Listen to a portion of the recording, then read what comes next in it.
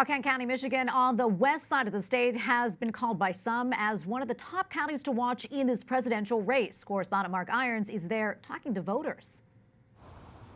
Tracy, Bernie Sanders was not able to replicate the success he had in Kent County during the 2016 primary. Now, I spoke with people in the county seat here in Grand Rapids. It's a historic political town, and today they're saying they're already gearing up for a Trump versus Biden matchup. Just over a week ago, many of the pundits declared that this candidacy was dead. Now we're very much alive.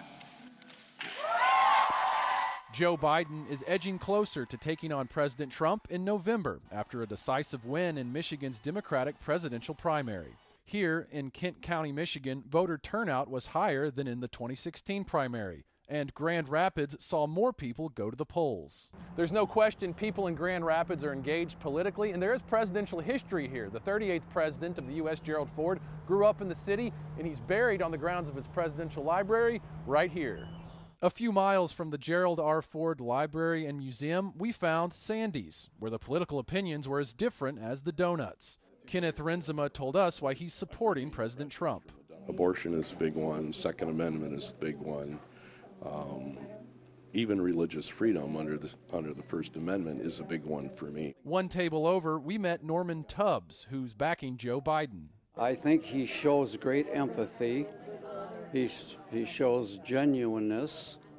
He's experienced.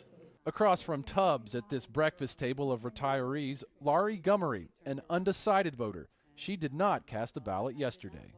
Which is unusual for me. I just having a real hard time. I'm struggling with it. The way Michigan ultimately decides could play a major role in determining who wins the White House in November.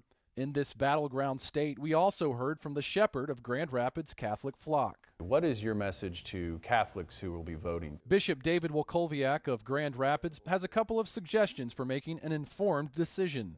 Review the church catechism to better understand Catholic teaching on the issues and read the platforms of each political party. He says your vote affects others. You know, as we learn in the Gospels, our neighbor is anyone who is in need. And so we have to keep that in mind. We have to be able to want the best for everybody and to vote in people and vote for issues that will accomplish those goals. Tracy, the bishop there, reminding Catholics that their voting should influence the common good of society. Now, you can guarantee that presidential candidates will be focused on campaigning here in the Mitten State as they try to win over voters' support. In Grand Rapids, Michigan, Mark Irons, EWTN News Nightly.